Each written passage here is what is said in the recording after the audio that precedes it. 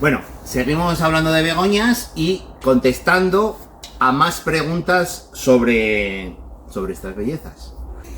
Háblame sobre los hongos en las begonias, cómo evitarlos y tratarlas.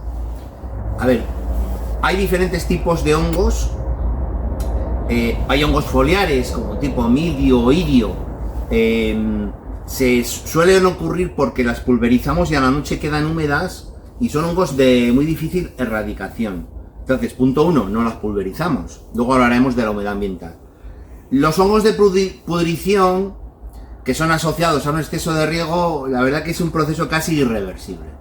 Entonces, buena ubicación, buena luz. Fijaros esto que es súper importante. Si una planta no tiene la luz que necesita, en cuanto cometa un pequeño error con el riego, al no tener luz para hacer la fotosíntesis, acordaos que en la fotosíntesis interviene el CO2, el agua y la luz. Si no tengo luz, no puedo absorber agua.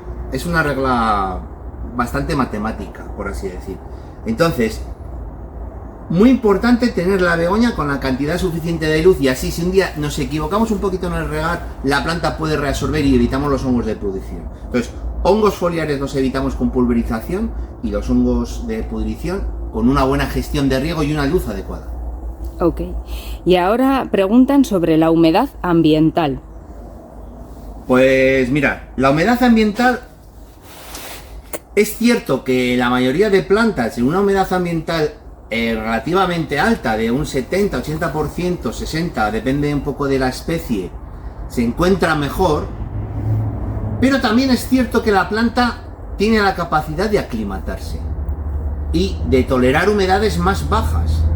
Claro, si yo tengo mi begoña y la tengo ahí con un sistema de humedad relativa de estos aparatos que emiten agua nebulizada y la tengo siempre con una humedad relativa pues más o menos media alta, cuando no tenga esas condiciones la planta lo va a notar. Sin embargo, si yo la tengo siempre las condiciones las que haya, por ejemplo aquí nosotros estamos en Rioja, en Ribera, y aquí los veranos son secos, la humedad relativa es muy baja, 40%, a veces hasta menos. Y yo las begonias, otro tipo de plantas, calateas, alocasias, algunas variedades, sí se nota, pero en begonias yo no he notado que sea una planta exquisita en humedad relativa.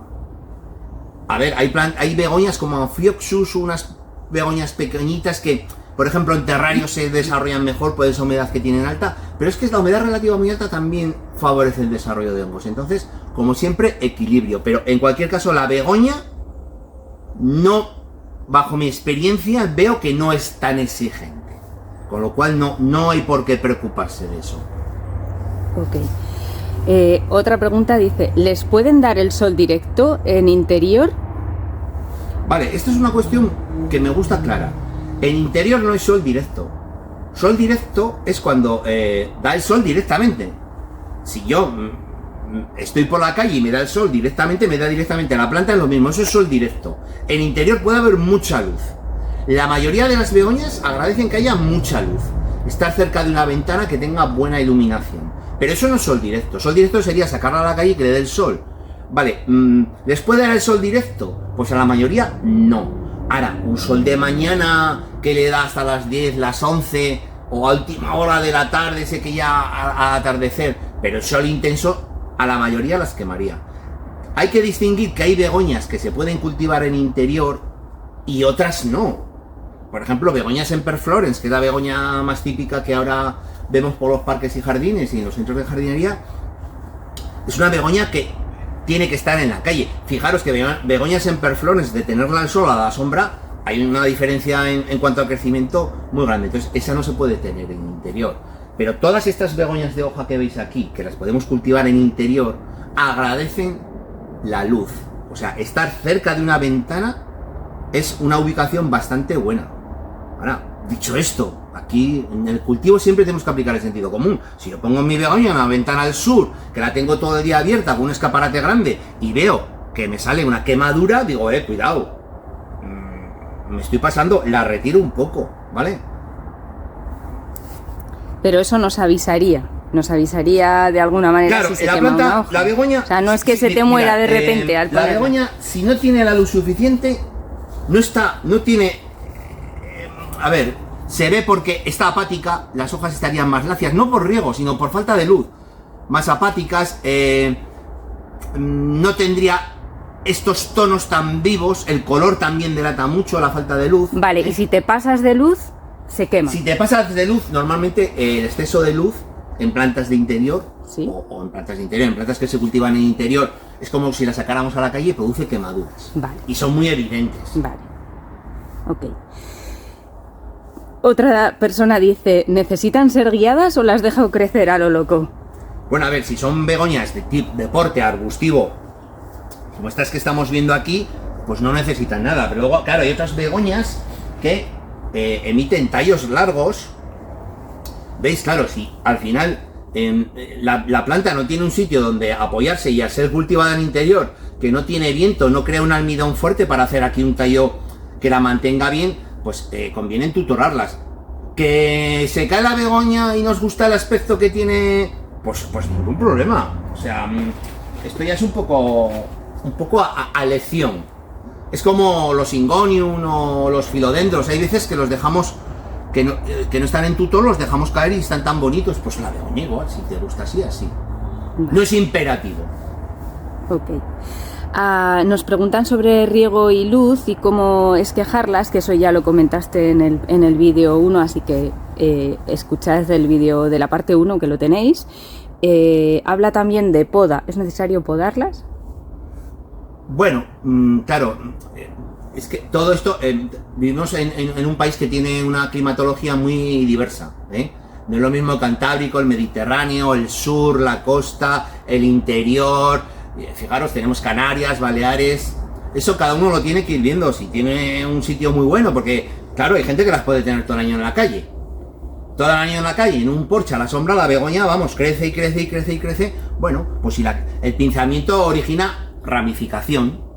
Pero bueno, yo siempre digo, cuando queréis pinzar una planta, dejarla que brote y que ese brote esté un poco desarrollado, porque si la planta ha gastado tanta energía en hacer brotes y hojas nuevas, vamos a dejarle que acumule reserva en la raíz para luego que siga trabajando. Ajá, vale.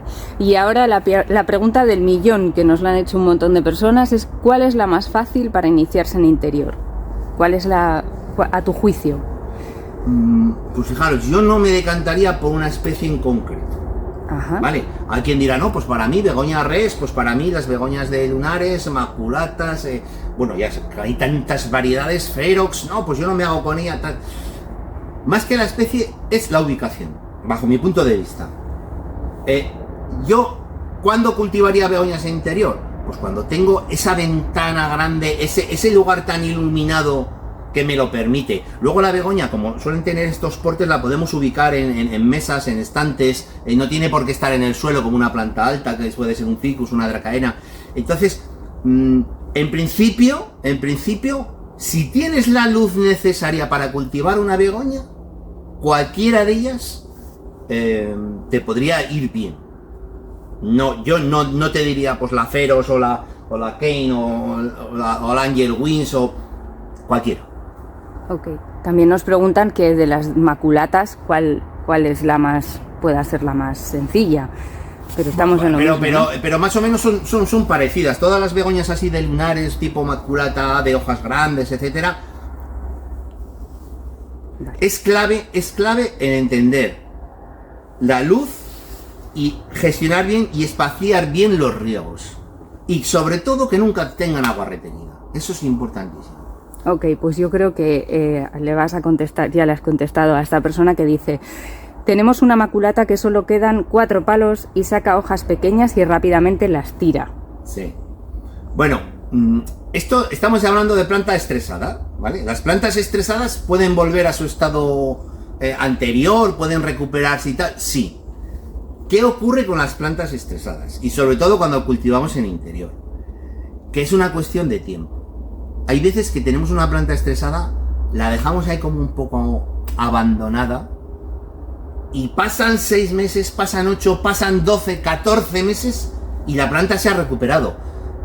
Hay que tener esa capacidad de espera, porque el tiempo no transcurre igual para una planta que para una persona. Entonces, muchas veces la recuperación de la planta pasa por lo que es el tiempo. No os puedo decir otra cosa. Lógicamente, si la planta ha perdido mucha hoja, por el motivo que sea, ya tiene menos hojas. Las hojas serían como las placas fotovoltaicas de la planta. Claro, si estoy en época de crecimiento y tengo poca, cuidado, tengo que regar menos. No tengo tanto para alimentar, Cuidado con eso. Muchas veces se excede. Normalmente planta estresada, ni abonos. Los abonos salinizan mucho, entonces no quiero salinizar. Ni abonos, sino buena ubicación. Y ahí sí hay que tener una muy buena gestión del riego. Y lo que más hay que tener es paciencia. Mucha paciencia. Y de hecho cultivar nos enseña a tener mucha paciencia. Estabas hablando del riego, entonces hay muchas preguntas acerca del riego. Dice, ¿cómo debe ser el riego en la begonia? ¿Bolitas de hidrogel sí o no? ¿Bombas de autorriego sí o no? Yo, sinceramente, cultivo en interior bolitas de hidrogel, no lo veo. Porque, cuidado, el hidrogel es un polímero, cuando riega se hincha y absorbe cantidad de agua. Claro, luego ese agua la planta la tiene que ir absorbiendo. Claro, si cultivo en exterior es más fácil que la planta me absorba ese agua por la luz, la fotosíntesis, etcétera. En interior, yo sinceramente no lo veo. Ahora, si lo queréis usar, podéis probar. Al final, el hidrogel lo que hace es absorber más agua y espaciar más los riegos. Bombas de autorriego, lo digo lo mismo. Si yo me marcho de vacaciones, pues igual es una buena opción, ¿no? Esos conos que se ponen en el agua, cerámicos, que se supone, y creo que tiene este funcionamiento, cuando hay mucha agua, el cono ya no saca agua porque está saturado el sustrato y cuando se seca vuelve a sacar. Bueno, todas estas cosas siempre hay que valorarlas y yo siempre recomiendo hacer pruebas. No, ahora voy a coger todo y le voy a poner todo en el hidrogel, voy a poner todo cono de riego o autobombas. Vamos a probar. Probamos con una planta. Vale. Y en general sobre el riego, ¿cómo se debe regar la maculata? O la begonia. Pues mira, cualquiera. Si las tenéis en macetas que son manejables, lo mejor es cuando está seca, el riego por capilaridad, que se llama. Se pone en un recipiente con agua, en un plato, etcétera, y cuando está empapada se retira, que escurra y se deja otra vez en su sitio. Este riego es muy bueno porque empapa muy bien, porque la planta va absorbiendo poco a poco. Ojo, cuidado con este riego, porque hay clientes que vienen y dicen, no, es que la planta coge lo que necesita. Hombre, coge lo que necesita, pero si tú la dejas ahí con agua, al final, vamos, se emborracha de agua. O sea, cuidado con esto. Pero es un riego que hace que se empape muy bien el sustrato poco a poco, que esto es otra cosa que a la planta le gusta. Y fijaros que cuando normalmente llueve, las plantas no se empapan de repente, sino va lloviendo poco a poco. Entonces, bueno, pues es muy buen sistema. Que no podéis porque la tenéis en una maceta muy grande y nos tiene por debajo un agujero para... Pues se riega con una regadera de toda la vida. Se echa el agua despacito alrededor, que moje bien y ya está. Y bueno, pues valorar. Pero importante, siempre antes de regar tenemos que ver cómo tenemos el sustrato. Y si el sustrato está muy húmedo, no se riega nunca, da igual. Es que hace 15 días que no la riego. Bueno, pues no hace falta. ¿De acuerdo? Perfecto, muchísimas gracias. Próximo capítulo hablaremos de ollas. ¡Ay, sí!